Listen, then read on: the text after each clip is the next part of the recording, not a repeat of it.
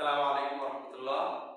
দেখেন এখানে একটা ত্রিভুজের মাঝখানে তিনটা বৃত্ত এবং এই তিনটা বৃত্তর তিনটার ব্যাসার্ধ 6। এই দেখুন 6 6, অর্থাৎ একটা ত্রিভুজের মাঝখানে তিনটা বৃত্ত আছে, তিনটা বৃত্তর ব্যাসার্ধ 6 করে আমাকে এই ত্রিভুজটার ক্ষেত্রফল বের করতে হবে। এটা হচ্ছে আমার ইস্যু। তো এটা আমি কিভাবে করেছি, এটা অনেকভাবে হয়তো করা যাবে, কিন্তু আমি কিভাবে করেছি আমি সেটা নিয়ে এক্সপ্লেইন করতেছি। আমি অনলাইন থেকে এটার সলিউশন আমি দেখেছিলাম, সেখানে কিছু আমি লিমিটেশন পেয়েছিলাম। তো তারপর আমার মনে হয়েছে যে আমি একটা অ্যানালাইসিস করে আমি আমার মতো করে এক্সপ্লেইন করার চেষ্টা করি। তো সেখান থেকে আমি একটা সলিউশন আমি বের করেছি। তো জাস্ট আপনারা একটু নোট করেন যে জিনিসটা আমি কিভাবে ব্যাখ্যা করেছি। Okay fine. আমি ফার্স্ট যেটা করেছি যে বৃত্তগুলোর দেখেন কেন্দ্রগুলো আমি যোগ করেছি, কেন্দ্রগুলো যোগ করেছি। দুইটা বৃত্ত যদি পরস্পরকে স্পর্শ করে, দুইটা বৃত্ত যদি পরস্পরকে স্পর্শ করে তাহলে বৃত্তের কেন্দ্র দুইটা আর স্পর্শ বিন্দু একই সরলরেখায় থাকে। দুইটা কেন্দ্র আর স্পর্শ বিন্দু একই সরলরেখায় থাকে। তাহলে এই কেন্দ্র কেন্দ্র যদি যোগ করি তাহলে স্পর্শ বিন্দু আর এটা কি একই সরলরেখা থাকবে? Very simple. তাহলে এইটুকু দৈর্ঘ্য কত হবে? যেহেতু বৃত্তের ব্যাসার্ধ 6 6 করে, তাহলে এইটুকু 6 এবং এইটুকু 6, দ্যাট মিন্স এইটুকু দৈর্ঘ্য কত হচ্ছে 12 12 12। ফাইন। এখন দেখেন একটা জিনিস, একটা বৃত্তের বাইরে যদি কোনো বিন্দু থাকে, বৃত্তের বহির্ভূত কোনো বিন্দু থেকে বৃত্তের যদি স্পর্শক টানা যায়, এটা স্পর্শক এটা স্পর্শক, তাহলে স্পর্শক দুটো সমান হয়। বৃত্তের বাইরে কোনো বিন্দু থেকে বৃত্তে যদি দুটো স্পর্শক টানা যায়, স্পর্শক দুইটা সমান হয়। দ্যাট মিন্স এইটা আর এটা সমান, এইটা আর এটা সমান। বৃত্তের বাইরে কোনো বিন্দু থেকে বৃত্তে যদি দুইটা স্পর্শক টানা যায়, স্পর্শক দুইটা সমান, দ্যাটস প্লেন। তাহলে এবং আরেকটা জিনিস, বৃত্তের বাইরে যদি কোনো স্পর্শক থাকে, যে বিন্দুতে স্পর্শক স্পর্শ করে ওই বিন্দুতে যে ব্যাসার্ধটা যায়, সেই ব্যাসার্ধটা স্পর্শকের উপরে লম্ব হয়, যে লম্ব। অর্থাৎ এই স্পর্শকের এই স্পর্শ বিন্দুগামী যে ব্যাসার্ধ, এটা স্পর্শকের উপরে লম্ব। ওকে। আবার একইভাবে এই স্পর্শকের উপরে যেহেতু এই বৃত্তটা এখানে পাস করছে, তাহলে এই ব্যাসার্ধটাও কি এখানে কি হবে, এই রেখার উপরে কি হবে, লম্ব হবে।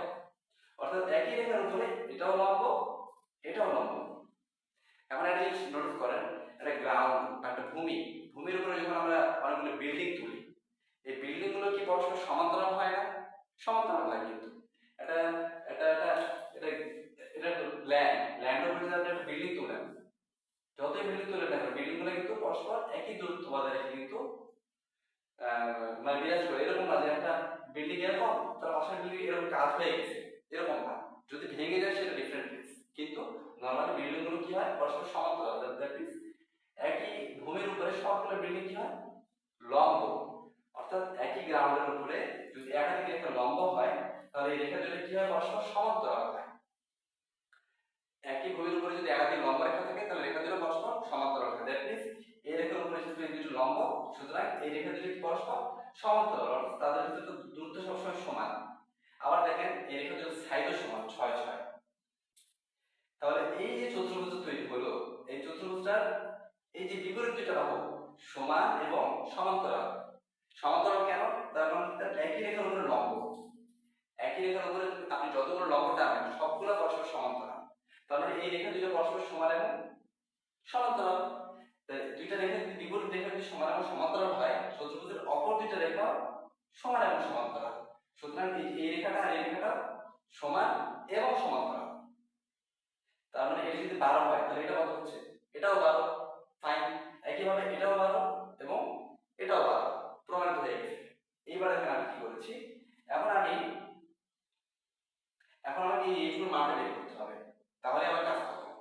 কিন্তু তার আগে আমাকে প্রমাণ করতে হবে যে এই বাহুটা এই তিনটা বাহু সমান, এটা আমাকে প্রমাণ করতে হবে। এটা যদি আমি প্রমাণ করতে পারি তাহলে কোন ত্রিভুজের তিনটা বাহু যদি সমান হয় তাহলে তার ক্ষেত্রফল √3/4a²। এই ফর্মুলা ফেলে আমি তার সলিউশনটা বের করে ফেলতে পারতেছি। আমি এখানে সেটাই করব। তো সেটা করেছি কিভাবে দেখেন, এই রেখা আর এই রেখা যেহেতু সমান্তরাল, আমি এই রেখাটাকে যদি আমি বর্ধিত করি অর্থাৎ এই পর্যন্ত নিয়ে আসি, তাহলে এই রেখা আর এই রেখা কি হচ্ছে, সমান্তরাল। আর এটা তাদের ছেদক। তো দুইটা রেখা যদি এরকম হয় যে এটা আর এটা সমান্তরাল, এটা তাদের ছেদক, তাহলে এই কোণ দুটো হয় অনুরূপ কোণ। দুইটা রেখা সমান্তরাল ছেদক। সুতরাং এই কোণ দুইটা হচ্ছে অনুরূপ কোণ। একইভাবে দেখেন এটা তো একটা রেক্টেঙ্গেল ছিল, সুতরাং এটা কি সমান্তরাল, অর্থাৎ এইটা আর এইখানে এই রেখাটা পরস্পর সমান্তরাল। আর এবার এইটা তাদের ছেদক, এটা ছেদক, এই রেখা দুটো সমান্তরাল, এটা ছেদক। তার আর আর এই দুটার ক্ষেত্রে কি ছিল, এর দুইজন সমান্তরাল, এটা ছেদক ছিল। এখন এ আর এ সমান্তরাল, এটা ছেদক। একটু ক্রিটিক্যাল, কিন্তু বুঝতে পারলে খুবই জরুরি এখানে। ছেলেমেয়ে অনুরূপ কোণ, সমান্তরাল, তারপর একান্ত কোণ, এই ব্যাপারগুলো সম্পর্কে খুব কম জানে, খুব কম বোঝে, কিন্তু এটা বোঝানো খুবই জরুরি জিনিস। এই রেখা দুটো পরস্পর সমান্তরাল আর এটা হচ্ছে ছেদক। এই যে এই রেখা দুটো সমান্তরাল, এটা হচ্ছে ছেদক, তাহলে এই কোণটা হচ্ছে অনুরূপ কোণ। আবার এই রেখা দুইটা সমান্তরাল, এটা হচ্ছে ছেদক, সুতরাং এই কোণ দুইটা হচ্ছে অনুরূপ কোণ। এই যে এই কোণ, এই কোণ অনুরূপ কোণ। তাহলে এটা যদি 60 ডিগ্রি হয়, এটা একটা সমান্তরাল, এটা ছেদক হওয়ার কারণে এই কোণটাও অনুরূপ কোণ হিসেবে 60 ডিগ্রি। আবার এটা একটা সমান্তরাল, এটা ছেদক হওয়ার কারণে এটা একটা সমান, এটা 60 ডিগ্রি হলে এটাও 60 ডিগ্রি। সুতরাং এই কোণ 60 ডিগ্রি হওয়ার কারণে এই কোণটাও 60 ডিগ্রি, এই কোণটাও 60 ডিগ্রি। আরেকভাবে আমরা প্রমাণ করতে পারি, দেখেন এটা একটা সমান্তরাল, আবার এটা সমান্তরাল, এটাকে যদি বর্ধিত করি, এভাবে করি, যে এভাবে করি,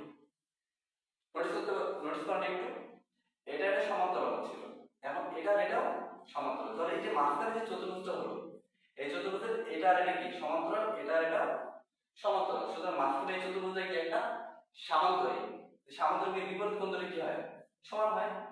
এই কোণটার কি কোণ, বিপরীত কোণ। এই কোণটা বিপরীত কোণ হিসেবে সমান। তো এটা যদি 60 ডিগ্রি হয়, তাহলে এটা কত হচ্ছে, এটা 60 ডিগ্রি। তাহলে এটা যদি 60 ডিগ্রি হয়, যদি এটা সামান্তরিক, কারণ বিপরীত বাহুগুলো সমান এবং সমান্তরাল, তাহলে এটা যদি 60 ডিগ্রি হয়, তাহলে এটা 60 ডিগ্রি। একইভাবে আমরা প্রমাণ করতে পারি, এটাকে 60 ডিগ্রি প্রমাণ করতে পারি, এটাকেও 60 ডিগ্রি প্রমাণ করতে পারি। সুতরাং এই ত্রিভুজের যেহেতু তিনটা কোণই 60 ডিগ্রি, সুতরাং এর বাহু তিনটা হচ্ছে সমান। প্রমাণিত হয়ে গেছে, তিনটা কোণ যদি সমান হয়, তিনটা বাহু সমান। সুতরাং আমার একটা বাহুর দৈর্ঘ্য বের করে যদি আমি ফর্মুলায় ফেলে দিই আমি, তাহলে আমার সলিউশন হয়ে যাচ্ছে খুব ইজি। এখন আমাকে বের করতে হবে, এটার মান আমি বের করছি 12, এইটুকু মানটা বের করতে হবে। এখন আমি কোণের মান কত ডিগ্রি পেয়েছি, 60 ডিগ্রি। এখন দেখেন এই যে ত্রিভুজ দুইটা, এই ত্রিভুজ দুইটার মধ্যে সম্পর্ক আছে। এই ত্রিভুজ দুইটাকে আমরা সরলসম প্রমাণ করতে হবে। সরলসম প্রমাণ করলে আমরা এই 60 ডিগ্রিকে সমান দুই টুকরায় ভাগ করে ফেলতে পারবো, অর্থাৎ আমি 3 ডিগ্রি পেয়ে যাব। তো কিভাবে সরলসম প্রমাণ করেছি, দেখেন এই সি বিন্দু থেকে এই বিন্দুর স্পর্শ হওয়ার কারণে এই রেখাটা আর এই রেখাটা কি পরস্পর সমান, এটা আর এটা কি সমান। এটা হচ্ছে দুইটা ত্রিভুজের কমন বাহু, আর এটা সমান, কারণ কি একই বৃত্তের ব্যাসার্ধ। সুতরাং এই ত্রিভুজের তিন বাহু, এই ত্রিভুজের তিন বাহু পরস্পর সমান। সুতরাং ত্রিভুজ দুইটা সর্বসম। সর্বসম যদি হয়, তাহলে এই ত্রিভুজের 6 বাহুর বিপরীত কোণ এইটা, এই ত্রিভুজের এই 6 দৈর্ঘ্য বিশিষ্ট বাহুর বিপরীত কোণ এইটা, অর্থাৎ সিমিলার বাহুর বিপরীত কোণ দুটো তাহলে কি হবে, সমান হবে। সুতরাং এটা আর এটা সমান, অর্থাৎ 60 ডিগ্রি কোণ সমান দুইটা কোণে বিভক্ত হয়ে যাচ্ছে এখানে। তার মানে এক একটা কোণ কত ডিগ্রি করে হচ্ছে, এখানে 3 ডিগ্রি করে হচ্ছে। তাহলে এখন এই যে ত্রিভুজটা, এই ত্রিভুজের একটা কোণ পাচ্ছি আমরা 3 ডিগ্রি, আর কোণের বিপরীত লম্ব হচ্ছে 6। আমাকে ভূমিটা বের করতে হবে, তো ভূমিটা ধরে নিলাম x। তাহলে এই ত্রিভুজের এই ভূমি আর লম্ব এই দুটোর মধ্যে সম্পর্ক কি, tan থিটা। 13 লম্ব ভূমি, tan থিটা সমান লম্ব বাই ভূমি, tan 3 ডিগ্রি সমান 6/x। 6 যেহেতু লম্ব আর ভূমি হচ্ছে x, বসাই দিলাম tan 3 ডিগ্রি মান 1/√3 6/x। তাহলে এটা আমি x মান পেয়ে গেলাম 6√3। সেই 6√3 যদি পাই, তাহলে পুরোটার মান কত পাচ্ছি, একইভাবে এটা যেমন 6√3, এটাও কিন্তু 6√3। কেন, কারণ এখানে 3 ডিগ্রি কোণের বিপরীতে 6, এখানে 3 ডিগ্রি কোণের বিপরীতে 6। আমরা এটা প্রমাণ করতে পারবো একইভাবে এই দুটো ত্রিভুজ থেকে কি করে, যে এই কোণ দুটো কি সমান এবং 3 ডিগ্রি করে, এটা প্রমাণ করতে পারবো।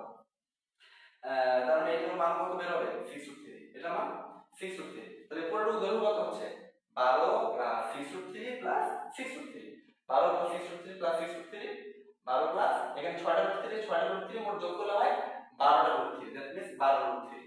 আমরা দৈর্ঘ্য পেয়ে গিয়েছি। এবারে এই ফর্মুলা যদি আমি এটা, তার মানে কি একটা 12 প্লাস 12√3 মানে কি, এটা 12 প্লাস 12√3, এটাও তাই এটাও তাই সেম, বাহু তিনটা সমান। সুতরাং এই ফর্মুলা যদি আমি ফেলে দিই, তাহলে এই ফর্মুলা ফেললে আমি কি ক্ষেত্রফলটা পেয়ে যাচ্ছি, ব্যাস। এখন এর ক্ষেত্রফল বের করা হয়ে গিয়েছে। আমি এই প্রবলেমটা কেন চুজ করেছি, কারণ কি এই প্রবলেমটাতে অনেকগুলা ট্রাপিজিয়াম আছে, ট্রাপিজিয়াম দিয়ে আমরা কাজ করতে পারি, ট্রায়াঙ্গেল আছে, বৃত্তের সাথে আবার এখানে অ্যাঙ্গেল নিয়ে কাজ করা লাগবে, ট্যান কস এগুলো নিয়ে কাজ করতে হচ্ছে আমাকে। ট্যান মানে লম্ব ভূমি আর কোণের যে সম্পর্ক এগুলো নিয়ে আমাকে কাজ করতে হচ্ছে, ট্রায়াঙ্গেল নিয়ে কাজ করতে হচ্ছে। হ্যাঁ, অনেকগুলো জিনিস নিয়ে তারপর প্রমাণ করতে হচ্ছে, কিভাবে সর্বসম প্রমাণ করার যে কাজটা সেটা আমার এখানে হয়ে যাচ্ছে। তারপর অনুরূপ কোণ দিয়ে কিভাবে একটা কোণ থেকে আরেকটা কোণে আমি কনভার্ট করতেছি সেটা নিয়ে আমার কাজ হয়ে যাচ্ছে। দ্যাট মিন্স একটা ত্রিভুজ নিয়ে কাজ করতে গিয়ে আমাকে অনেকগুলো আইটেমের সলিউশন আমাকে এখানে বের করতে হচ্ছে, আমরা বের করে ফেলতেছি। That's why this problem is very very important, very very crucial. এবং ওকে ফাইন, আমি ঠিক পাশে আরেকটা একটু জিনিস একটু দেখাই। এই যে একটু দেখো, তোমরা এখানে দেখতে পাচ্ছ একটা জিনিসকে আমি আরেকভাবে প্রুফ করছি। এটা দেখা যাচ্ছে না? হ্যাঁ দেখা যাচ্ছে। ওকে ফাইন, এখানে কি করছি দেখো, এখানে এটা কিন্তু আমি ভেঙে ভেঙে নিই। তাহলে দেখো তো এখানে এরকম ট্রায়াঙ্গেল পাচ্ছি কয়টা? একটা। ট্রায়াঙ্গেলের এইদিকে কি একটা চতুর্ভুজ, এই যে এখানে একটা কি চতুর্ভুজ পাচ্ছি, এখানে একটা চতুর্ভুজ, এখানে একটা চতুর্ভুজ। অর্থাৎ আমি ট্রায়াঙ্গেল পাচ্ছি মাঝখানে একটা, আর তিন দিকে তিনটা কি পাচ্ছি? চতুর্ভুজ পাচ্ছি। আর এই দুইটা চতুর্ভুজের মাঝখানে এরকম পাচ্ছি কয়টা? এরকম পাচ্ছি কয়টা? দুইটা করে। এরকম পাচ্ছি দুইটা করে। দ্যাট মিন্স এইটাকে যদি আমি ভেঙে ভেঙে চিন্তা করি তাহলে আমি এরকম ট্রায়াঙ্গেল পাচ্ছি মাঝখানে একটা, যেটা হচ্ছে তোমার প্রত্যেক বাহু হচ্ছে 12 করে। তাহলে এই মাঝখানে ট্রায়াঙ্গেলের ক্ষেত্রফল বের করতে পারি আমি কিভাবে? √3/4 a স্কয়ার অর্থাৎ 12 স্কয়ার দিয়ে এইটার ক্ষেত্রফল বের করতে পারি। আর এরকম রেক্ট্যাঙ্গেল পাচ্ছি কয়টা? তিনটা। সুতরাং তিনটা এরকম চতুর্ভুজের ক্ষেত্রফল, চতুর্ভুজের ক্ষেত্রফল কি? ভূমি গুণ উচ্চতা, ভূমি হচ্ছে 12, উচ্চতা হচ্ছে 6, 6 গুণ 12 এরকম জিনিস পাচ্ছি কয়টা? তিনটা, তাই গুণ 3। Okay fine. আর এই এরকম টাইপের ত্রিভুজ, এরকম টাইপের ত্রিভুজ, এরকম টাইপের ত্রিভুজ পাচ্ছি কয়টা? 1 2 3 4 5 6, 6টা পাচ্ছি। সুতরাং এরকম ত্রিভুজ 6টা, অর্থাৎ ত্রিভুজের ক্ষেত্রফল কি? হাফ গুণ ভূমি গুণ উচ্চতা। ভূমি হচ্ছে এটা, অর্থাৎ 6√3 হচ্ছে ভূমি, উচ্চতা হচ্ছে 6√3 হচ্ছে ভূমি, উচ্চতা হচ্ছে 6। এরকম জিনিস বের করে এটাকে 6 দিয়ে গুণ দিই, তাহলে আমি মোট ছোট ছোট ত্রিভুজ কতগুলো পাচ্ছি সেটা আমি পেয়ে যাচ্ছি।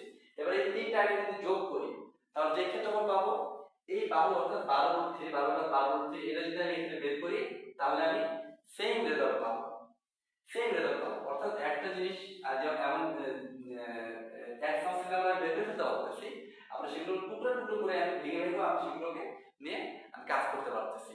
হ্যাঁ, তো আলাদাভাবে জিনিসগুলো বের করলে হয় কি জিনিসগুলো নিয়ে আরো আপনি সেন্স ডেভেলপ করবে, আর সহজে আপনি কিন্তু একটা কমপ্লেক্স জিনিস নিয়ে অনেকভাবে চিন্তা করার মতো আপনি সামর্থ্য পাবেন। আরেকটা জিনিস দেখেন এখানে, আরেকটা জিনিস আমি একটু দেখাই সিম্পল ওয়েতে, বেশি সময় লাগবে না, অল্প সময়ের মধ্যে জিনিসটা হয়ে যাবে ইনশাল্লাহ। দেখেন সেটা হচ্ছে যে এখানে এটা কি পাচ্ছি, এটা কি পাচ্ছি? এটা একটা ট্রাপিজিয়াম পাচ্ছি না? অর্থাৎ এই জিনিসটা এরকম না, আমাদের এখানে এটা একটা জিনিস পাচ্ছি। এইভাবে আবার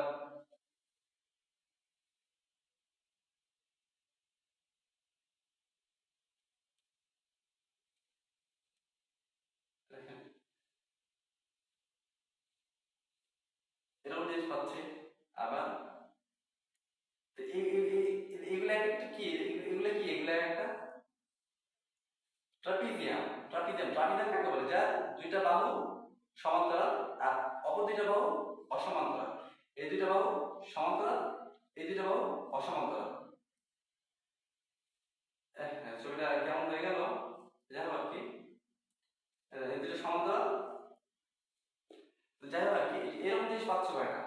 তাহলে মাথায় ত্রিভুজ পাচ্ছি একটা, এই যে এটা একটা ত্রিভুজ পাচ্ছি, আর এরকম ট্রাপিজিয়াম পাচ্ছি হচ্ছে তিনটা। অর্থাৎ জিনিসটা যদি আমি ভেঙে বলি জিনিসটা এরকম জিনিস পাচ্ছি কয়টা?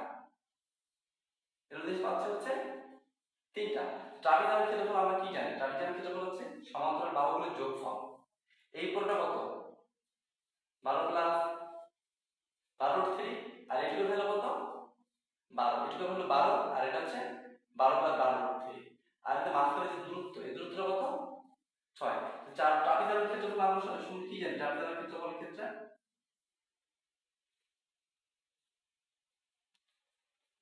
হার গুণ সমান্তরাল বাহুগুলোর যোগফল।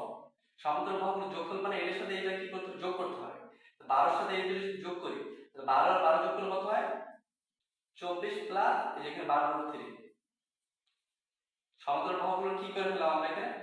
যোগফল গুণ সমান্তরাল বাহুগুলোর মধ্যে দূরত্ব। এই যে দূরত্ব কত? 6 গুণ 6, এই যে তাহলে আমি এখানে কি বের করে ফেললাম, ট্রাপিজামের ক্ষেত্রফল বের করলাম। তাহলে এখানে এরকম ট্রাপিজাম মোট আছে কতগুলো, এখানে এরকম জিনিস আছে কতগুলো, যে এখানে একটা, এইখানে একটা, আর এই যে এখানে একটা, মোট ট্রাপিজাম হচ্ছে এখানে কতগুলো, তিনটা ট্রাপিজাম, আর মাঝখানে একটা ট্রায়াঙ্গেল, অর্থাৎ এই যে এটা রুট 3/4, যেহেতু এগুলো কি 12 করে 12 করে 12 স্কয়ার। এবার এই দুটো যদি আমরা যোগ করি তাহলে আমরা এই সেম রেজাল্ট পাবো। এখানকার জন্য যে রেজাল্ট পাইতাম, দেখেন এটার ক্ষেত্রে যে রেজাল্ট পাবো আমরা, এটার ক্ষেত্রে যে রেজাল্ট পাবো কোনো 465 না 65 এরকম কিছু একটা হবে আর কি, যে রেজাল্ট পাবো এখানেও ওরকমই, এখানেও সেম একই রেজাল্ট পাবো। তো একই জিনিস একাধিকভাবে কেন করতেছি, যেন একটা জিনিসটা ভার্সাটাইল ওয়েতে থিঙ্কিং করার ক্যাপাবিলিটি আমাদের বৃদ্ধি পায়। এই জন্য একই জিনিসটা অনেকভাবে করতে পারাটা এখানে খুব জরুরি জিনিস, যে একই জিনিসটা আমি জাস্ট একভাবে করতে পারতেছি আর অন্য কোনোভাবে আমি ঠিক করতে পারতেছি না, আমার মাথার অন্য কোনোভাবে কাজ করে না, হ্যাঁ, এরকম যেন না হয়। আমরা যেন একটা জিনিসটা কয়েকভাবে যেন আমরা চিন্তা করতে পারি, এই জন্য ভার্সাটাইল ওয়েতে যেন আমরা থিঙ্ক করতে পারি, সেই জন্য এই জিনিসটা আমরা অনেকভাবে আমরা জিনিসটা আমরা ইউজ করা শিখবো, যে কিভাবে জিনিসটা করা যায়। হ্যাঁ, তো এরকম জ্যামিতি আর অনেক কমপ্লেক্স জ্যামিতি আছে যেসব জিনিসগুলো আসলে আমাদের স্কুলে শেখানো হয় না, হ্যাঁ, which is very sad। আমাদের স্কুলের টিচার প্যানেল তারাও জ্যামিতি নিয়ে ওরকম ট্যালেন্টেড না, এবং তাদেরকে যে জ্যামিতি সেকশনটা ডেভেলপ করা নিজেরাও আসলে ওইভাবে শিখে বড় হন নাই। টিচারদের যে একচেটিয়া ভাবে দোষারোপ করবো এই জিনিসটা ঠিক না, টিচারও ওইভাবে শিখে বড় হন নাই। আর টিচারদেরকে যে ট্রেনিং দিতে হবে, এরকম কমপ্লেক্স জ্যামিতি নিয়ে যে ট্রেনিং দিতে হবে, এগুলোর এরকম ট্রেনিং সিস্টেম আমাদের দেশে প্রচলিত না। যে কোনো স্কুলের সাথে যে কাউন্সিলিং বা কনসালটেন্সি কোনো জিনিস থাকবে, যে অ্যাডভান্স লেভেল জিনিসপত্র কিভাবে আপনার স্কুল থেকে শেখাবে আমাদের ফিউচার জেনারেশনকে, যেন পরবর্তীতে আমাদের জেনারেশনগুলো মিসাইল তৈরি করে আমাদের ক্যাপাবিলিটি সম্পন্ন জেনারেশন তৈরি হবে, এরকম যেন জেনারেশন তৈরি হয় আর কি। এগুলো নিয়ে কাজ করতে হবে খুব অ্যাডভান্স লেভেলের, এগুলো নিয়ে কাজ করবে, এরকম যথেষ্ট পরিমাণে কোয়ালিফাইড টিচার আমাদের এখানে সমাজে বিদ্যমান। এই জন্য আমরা কমপ্লেক্স টপিকগুলো নিয়ে আমরা আবার গার্ডিয়ান লাইফ হয়ে গেছি আমার মধ্যে, এরকম সমস্যা।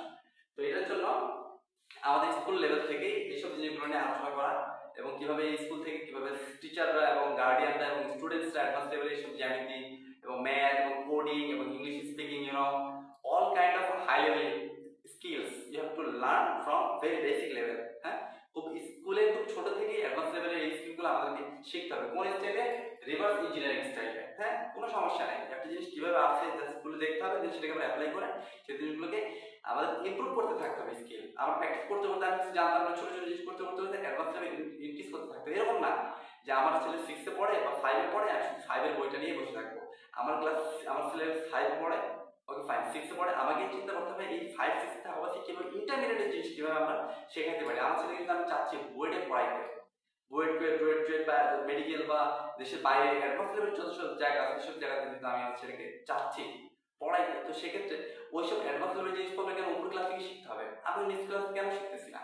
আমি ক্লাস 6 থেকে কেন শুধুমাত্র 6 এর ম্যাথের বইটাই শিখতেছি? এটা প্রবলেম না? 6 এর থেকে আপনার বাচ্চাকে 9 10 এর ম্যাথ বইগুলো দিয়ে দেন। মোস্ট অফ দ্য টিচার আপনাকে এটা বলবে যে ছেলে মাথায় সমস্যা হবে, হ্যাঁ, উল্টাপাল্টা কথা। আসলে ওনার নিজের মাথার ক্যাপাবিলিটি নাই জিনিসটা চিন্তা করার মতো। একটা 6 থেকে 7 বছরের বাচ্চা অনেক বড় বড় কোরআন হেফজ করে ফেলতেছে, দেখেন না আপনার 10 বছরের বাচ্চা কোরআন হেফজ করে ফেলতেছে, বিশাল বিশাল। হ্যাঁ, তো তার ব্রেনের যে প্রেশার যদি বলা যায়, তো ওখানে তো সবচেয়ে বড় প্রেশার। তো সেটা যদি পারে, আপনি নিজে কয়টা সূরা মুখস্থ করেন জানেন? চিন্তা করেন, কয়দিন একটা সূরা মুখস্থ করেছেন? করেন নাই। তো সেটা যদি পারে একটা ছেলে, তো এইসব ম্যাথমেটিক্স কি কঠিন?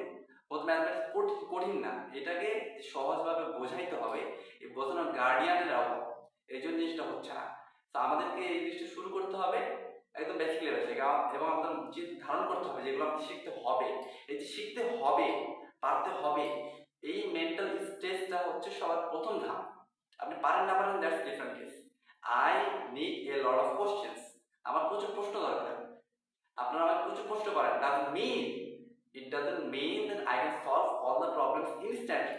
আপনি যা প্রশ্ন দেবেন সব প্রশ্ন আমি ইনস্ট্যান্ট সলভ করে দিতে পারবো সেটা এরকম না, কিন্তু আপনি যখন আমাকে প্রশ্ন দিবেন তখন এই প্রশ্ন যে থাকতে পারে জিনিসটা আমাকে নক দিবে, তখন আমি না পারলেও আরো 10 জনকে আমরা বলে একসাথে জিনিসটা কিভাবে সলভ করা যায় সেটা তাগিদ তৈরি হবে। আমার মাথায় জিনিসটা অ্যানালাইসিস করা শুরু করবে, এবং যে কোনো জিনিস সলিউশনটা এভাবেই আসে। ফার্স্টে যে আপনি অনেক সবকিছু জেনে তারপর অ্যাপ্রোচ করবেন শুধু এরকম না, কিন্তু যখন আপনি জানবেন যে এই জিনিসটা আপনি জানতে হবে, ওইখান থেকে আপনার পরবর্তী স্টেজে যাত্রা শুরু হয়ে যায়। এই জন্য আমাদের প্রচুর প্রশ্ন দরকার, প্রচুর প্রবলেম নিয়ে অ্যানালাইসিস করবে, প্রচুর প্রবলেম সলভ করতে হবে। হবে, এরকম মেন্টালিটি নিয়ে কাজ করবে, এরকম প্রচুর পরিমাণে লোকজন দরকার, যেন আমরা আমাদের বাচ্চাদেরকে ফিউচারে মাস্টার জেনারেশন হিসেবে তৈরি করতে পারি, মাস্টার মেকার জেনারেশন হিসেবে তৈরি করতে পারি, হ্যাঁ, এক্সপার্ট তৈরি করতে পারি। আমার চিন্তা এরকম থাকলে হবে না যে আমার বাচ্চাকে আমি পরবর্তী কোনো স্টুডেন্ট তৈরি করবো। আমার চিন্তা থাকতে হবে আমাদের বাচ্চাকে পরবর্তী মাস্টারদের মাস্টার তৈরি করবো। How to build a master maker master, হ্যাঁ, মাস্টার মেকার ইন্ডাস্ট্রি কিভাবে তৈরি করা যায়, এমন প্রত্যেকটা স্টুডেন্ট এমন একটা ইন্ডাস্ট্রি হিসেবে তাদের তৈরি করতে হবে যেন একটা স্টুডেন্ট প্রচুর পরিমাণে মাস্টার জেনারেট করতে পারে, হ্যাঁ, মাস্টার প্রোডাকশন দিতে পারে। মানে একটা our every student is a one man industry, এবং একটা ইন্ডাস্ট্রি প্রচুর পরিমাণে ইন্ডাস্ট্রি তৈরি করতে পারবে, এরকম ইন্ডাস্ট্রি, এরকম না প্রচুর পরিমাণে স্টুডেন্ট প্রোডাকশন দেবে এরকম না, প্রচুর পরিমাণে মাস্টার তৈরি করতে পারবে, যেসব মাস্টারগুলো আবার পরবর্তী প্রচুর পরিমাণে মাস্টার তৈরি করতে পারে, এরকম মাস্টার তৈরি করতে ক্যাপাবল হবে যে মাস্টার, আমরা সেই মাস্টার তৈরি ইন্ডাস্ট্রি তৈরি করবো। চিন্তা করছেন, এরকম হাই লেভেল চিন্তা ভাবনা আপনাকে করতে হবে। জাস্ট কি সব লোয়ার লেভেলে পড়ে আছেন, এরকম লোয়ার লেভেলে পড়ে থাকলে হবে না, তো ভেরি অ্যাডভান্স লেভেল চিন্তা ভাবনা করতে হবে আমাদের ফিউচার জেনারেশনকে নিয়ে। তা নাহলে আপনি কিভাবে ফিউচার জেনারেশন তৈরি করবেন, অ্যাডভান্স জেনারেশন কিভাবে তৈরি, এমনি মিসাইল তৈরি হয় নাকি? বাংলাদেশে মুরগি তৈরি হচ্ছে, বুঝতেছেন না, মুরগি তৈরি হবে তো। ঠিক আছে, okay fine, that's all for now. আসসালামু আলাইকুম ওয়া রাহমাতুল্লাহি ওয়া বারাকাতুহু। We will meet next time with another video. This is my campus. এই যে Zero Class Scientist, Jonas Sir campus, and David to Boyd Schools for Skills. যতটুকু advance level যে চিন্তা ভাবনা আছে আমাদের সাথে শেয়ার করবেন, এবং আমি যদি ইনস্টলেশন সলিউশন নাও দিতে পারি তবে সেটা নিয়ে আমি ইনিশিয়েটিভ নিব ইনশাআল্লাহ, এবং আপনাদের কাছে আমি হেল্প চাবো। আপনারা প্লিজ আমাদেরকে সাপোর্ট দিবেন, হেল্প করবেন, এবং ছেলেপেলেদের তোমাদের যদি কারো কোনো প্রবলেম থাকে, ডেফিনেটলি প্রচুর পরিমাণ প্রবলেম আছে, কিভাবে তুমি অ্যাডমিশনের জন্য প্রিপারেশন নিবা, কিভাবে অ্যাডভান্স লেভেলের যে ছোটগুলো ছোটটা থেকে তৈরি হবা তুমি, সেটা নিয়ে অনেক কথাবার্তা থাকবে, এগুলো ইনশাআল্লাহ সেগুলো নিয়ে আমরা আলোচনা করবো with another video, another topic, lot of times, many times actually. এবং আমি একটা জিনিস বলে শেষ করতেছি, সেটা হচ্ছে the number one rule to develop your English speaking or any kind of skill is don't give a damn. Don't give a damn. Don't give a damn মানে ভ্যালুর টাইম নেই। তোমার যে কোনো স্কিল ডেভেলপমেন্টের জন্য সবচেয়ে প্রথম যে জিনিসটা তোমার কাছে ধারণ করতে হবে সেটা হচ্ছে ডোন্ট গিভ এ ড্যাম, অর্থাৎ ভ্যালুর টাইম নেই। আমি ভুল করছি, ভুল বলছি, হোয়াট এভার, ভুল বলতেই পারি, যেখানে ভুল বলার সুযোগ নাই, হ্যাঁ, বোর্ডে দেখছো কি পরিমাণ দাগানো, প্রচুর পরিমাণ দাগানো, মানে কি এখানে প্রচুর পরিমাণ ভুল হওয়ার জন্যই এই বোর্ড এখানে, যেন প্রচুর পরিমাণ ভুল হবে, সে প্রচুর পরিমাণ মুদ্রা আবার তৈরি করবো। ছেলেপেলেকে এই জিনিস করার সুযোগ দিতে হবে, বা এইটার উপরে এই নেওয়া উচিত। তুমি যদি প্রত্যেকদিন 20টা ভুল না করো তাহলে তোমার হয়নি, তোমার টাস্ক পূরণ হয়নি। যে যতগুলো রেগুলার ভুল করতে পারবে, বুঝতে হবে সে তত বেশি ঠিক করার জন্য সে চেষ্টা করতেছে, দ্যাট মিনস পরবর্তীতে সে তত বেশি তার স্পিড বাড়বে, ইফিসিয়েন্সি বাড়বে। আর যে ভুলই করে না, খালি পারফেকশনের জন্য বসে থাকে, তাহলে নোট তৈরির মতো নোট তৈরি করতেছে, কোনো ভুল করা যাবে না, একদম পারফেক্ট নোট হইতে হবে, হ্যাঁ, ব্রেনে নাই কিন্তু কোথাও সময় নোট বের করা শুরু করবে। কিন্তু তুমি যদি প্রচুর পরিমাণে প্র্যাকটিস করো, এই রাফ খাতা তৈরি করো, তোমাকে তো ওই নোট খাতা তোমাকে এক্সপার্ট তৈরি করবে না, তোমাকে রাফ খাতা তোমাকে এক্সপার্ট তৈরি করতে হবে, হ্যাঁ, রাফ খাতা তোমাকে এক্সপার্ট তৈরি করবে। আর রাফ খাতা কি প্রচুর পরিমাণে ভুল করার স্কোপ থাকে, সেখানে প্রচুর পরিমাণে ভুল করো, তোমার স্পিড বাড়বে। তুমি যদি বাইক রাইডার হতে চাও, বাইক রেসার হতে চাও, তুমি যদি সবসময় good good good good good good করে বাইক চালাও, তুমি কি এক্সপার্ট হতে পারবা না। তুমি রেসার হতে গেলে খুব স্পিডে বাইক চালানো শিখতে হবে। স্পিডে বাইক চালানো শিখতে গেলে তোমাকে কিন্তু ম্যাথমেটিক্স, তোমার বোর্ডে খাতা কলম করা লাগতেছে। যেটা অ্যাক্সিডেন্ট করবা, খাতা কলমে অ্যাক্সিডেন্ট করলে তো তোমার রক্ত বের হচ্ছে না, তো সমস্যা তো নাই। ট্র্যাক অ্যাক্সিডেন্ট করলে সমস্যা, সেখানে তুমি সাবধানে চালাও, কিন্তু খাতা কলমে অ্যাক্সিডেন্ট করলে তো সমস্যা নাই। এই জন্য তোমাকে প্রচুর পরিমাণে ভুল করতে হবে, এখানে প্রচুর স্পিড বাড়াইতে হবে, প্রচুর পরিমাণে, হ্যাঁ, তারপর তুমি চান্স পাবা না, তো এক্সপার্ট তৈরি হবে না।